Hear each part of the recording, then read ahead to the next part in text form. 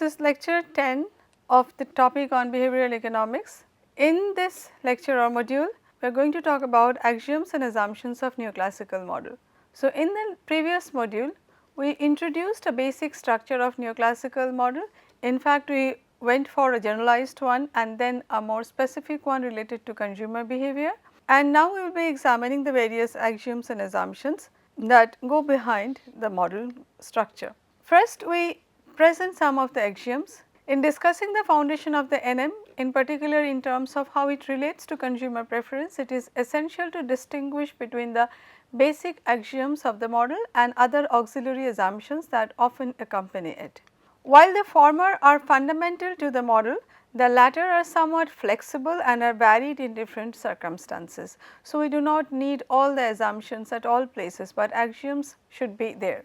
This distinction is relevant in discussing the weaknesses of the neoclassical model. There are four main axioms relating to consumer preferences. First of all, completeness. A person can compare any two consumer bundles X and Y. Such a comparison must lead to one of three possible mutually exclusive outcomes.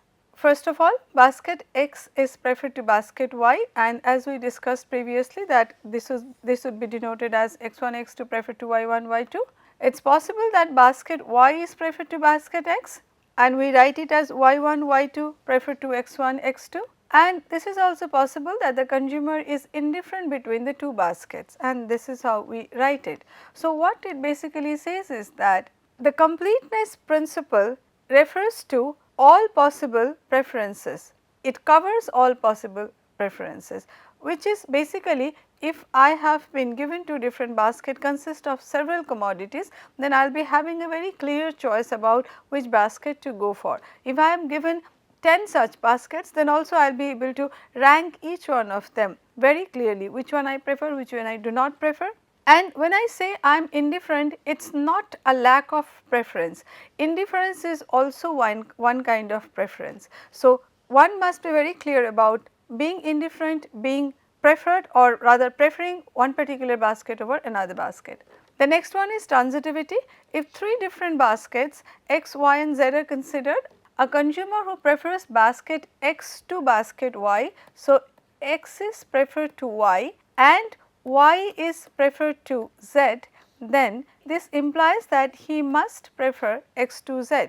If this is fulfilled, then we call that his preference is actually transitive. This is written with proper notations here. Similarly, if a consumer is indifferent between basket X and basket Y and he is also indifferent between basket Y and basket Z, then he must be indifferent between basket X and basket Z. The third assumption of reflexivity says that any bundle is at least as good as itself, which is basically X1, X2 is greater than or equal to X1, X2. This axiom is generally regarded as being trivial. If X1, X2 is revealed directly or indirectly preferred to Y1, Y2 and the two bundles are not the same, then it cannot happen that Y1, Y2 is revealed directly or indirectly preferred to X1, X2. So, this is the assumption of revealed preference. This axiom can come either in strong or weak form. When we write it as X1, X2 weakly preferred to Y1, Y2, then this is weak revealed preference, otherwise the preference is strong. In addition to the above axioms, there are four other main assumptions often referred to as principles, which frequently accompany the neoclassical model. First of all, these assumptions are particularly relevant in situations where there is uncertainty. The expected utility theory of neoclassical tradition is relevant in such situations. Expected utility theory was given by, or rather was elaborated by von Neumann and Morgenstern. We will again talk about expected utility theory and how certain observations are violated later. EUT involves certain additional assumptions apart from the ones discussed below. So, first of all, Tversky and Kahneman claim that the following substantive assumptions can be ordered in terms of a hierarchy of increasing importance as far as their normative appeal is concerned. So, we begin with the assumption of cancellation. This is the principle that any state of the world that results in the same outcome regardless of one's choice can be cancelled or ignored. It is sometimes referred to as a minimal approach to decision making as opposed to a topical or comprehensive approach. For example, suppose I say that I like coffee when it is a sunny day. I also say that I like coffee when it is a rainy day. So, which implies that weather condition is actually not guiding my preference for coffee. So, I can cancel the impact of weather on my preference for coffee. So, this is what ideally the cancellation approach implies. Then we talk about the assumption of dominance. This condition is simpler and stronger than the first one and therefore is more fundamental to the standard model. It states that if option X is better than option Y in one state and at least as good in all other states, then option X is dominant over option Y and should be chosen. So, again I take a very simple example. The states could be like rainy days and sunny days. I can also include days where there is blizzard, then snowy days which is neither rainy or sunny. So, these are all possible states. Now, if I say that I like coffee over tea in rainy days, I like coffee over or I like coffee as much as tea in sunny days, then basically tea is a dominated preference, coffee is the dominant preference. So, again it is actually regardless of the weather conditions, I have a strong preference for coffee over tea. Assumption 3, extensionality. The neoclassical model generally assumes that people have the same attitude to a particular object and attribute the same value to it. However, that object is described given a certain level of information about the object. Thus, people should have the same attitude to a particular kind of packaged meat, whether it is described as 5% fat or as 95% fat free. This is again related to the reflexivity axiom. Talking about the fourth assumption, invariance, this condition is essential for any normative theory. It states that different representations of the same choice problem should yield the same preference. This therefore rules out framing effects. So, in the previous assumption or in the context of previous assumption, we mentioned that we can basically frame the fat content of packaged meat differently. This can be written as 5% fat or this can be written also as 95% fat free. So, this is a very simple example of framing effect. How I am going to frame it? There can be more appealing and more detailed impact through framing. Now, this invariance assumption states that the relation of preference should not depend on the description of the options or on the method of elicitation. That relates to two different things, description invariance and procedure invariance. Again, to give a very small example, many of us are familiar with this concept that if there is a glass half full of water, then there will be some individuals who would perceive it as half empty and then there would be some individuals who would perceive it as half full.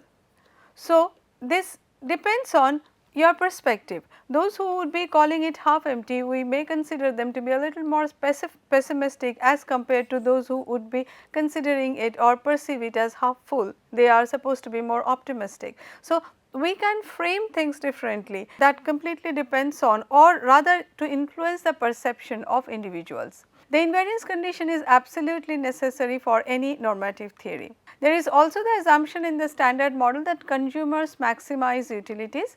This is usually taken as both a descriptive and a normative statement, because people do behave in this way is one implication and they ought to behave in this way to maximize their welfare is the other implication. So, people do behave in this way is the descriptive part of it and people ought to behave in this way to maximize utility is the normative part of it. This normative aspect is related to the concept of rationality.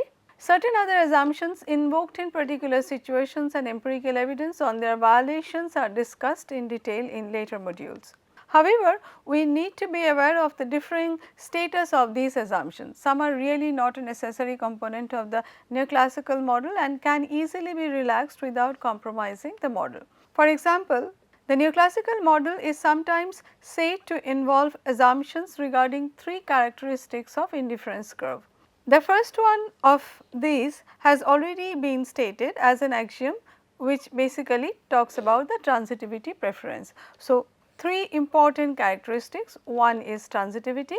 The second characteristic is that the curves are downward sloping. This implies that more of a good is always preferred to less of a good. So, as I was drawing the indifference curve or explaining or trying to explain the slope of the indifference curve, I mentioned that since more of one commodity is always good. So, if I only increase the amount of X consumed, this is going to increase my utility.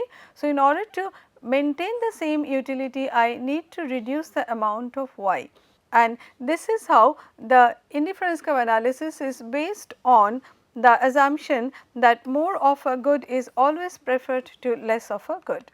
This principle is referred to as the monotonicity preference or monotonicity of preferences and can be expressed in technical terms as if x1 x2 is a bundle of goods and y1 y2 is another bundle of goods with at least as much of both goods and more of one, then y1 y2 would strictly be preferred to x1 x2. Alternatively, we can say that the utility associated with y1 y2 would be higher than the utility associated with x1 x2. The assumption that follows directly from the definition of a good that it is a commodity where more of it is preferred to less. Some commodities like pollution and garbage are referred to as bads. The assumption of monotonicity is not essential to the standard model. For example, when people reach satiation, the principle no longer applies.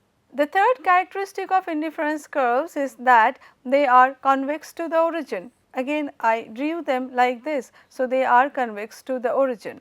This is sometimes referred to as the assumption of convexity of preferences, but it is not really an essential assumption either, since it follows from the law of diminishing marginal utility. So, if the law of diminishing marginal utility will not be there, then convexity will also not be there. And of course, we have special cases of indifference curves when the indifference curves are actually straight lines. This law, that is the law of diminishing marginal utility, states that as more of a good is consumed within a certain time period, additional units of consumption will eventually yield less marginal utility. Basically, I think we have already talked about it, that if I consecutively keep on eating ice cream, then of course, after the first one, the second one, the third one, I may not be willing to have the fourth one, and as I eat one after another ice cream, then of course, my craving for ice cream, my liking for ice cream keeps on decreasing. The additional utility generated by additional ice creams decline. The law is in the nature of an empirical regularity rather than being an assumption in analysis. So, this has been regularly observed empirically. That is why it need not be an assumption, or maybe it can be considered as an assumption because it is most often observed. It is this characteristic of convexity which also help in deriving the inverse relationship between price and quantity demanded in the conventional demand curve. Those who are trained in economics might be already familiar with this. I do not right now have the scope or the time to explain such things.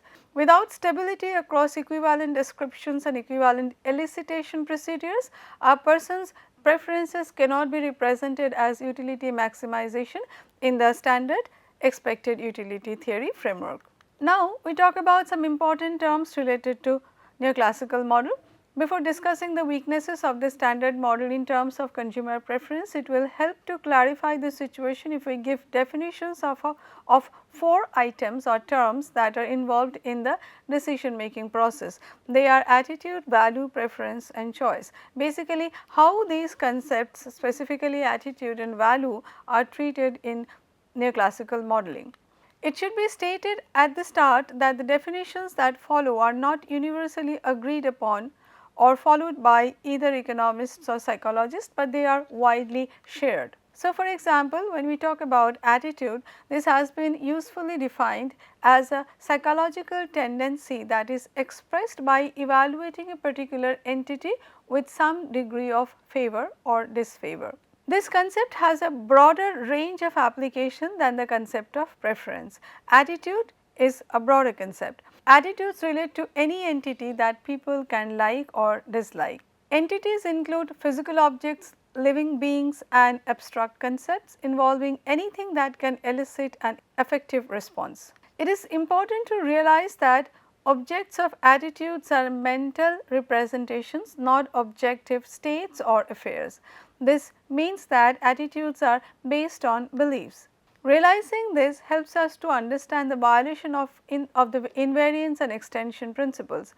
People have a different mental representation of meat with 5% fat compared with meat that is 95% fat free. They are the same thing, still they will have different mental representation for different people or individuals. A related characteristic of attitude is that they tend to involve judgment by prototype. An example involves duration neglect.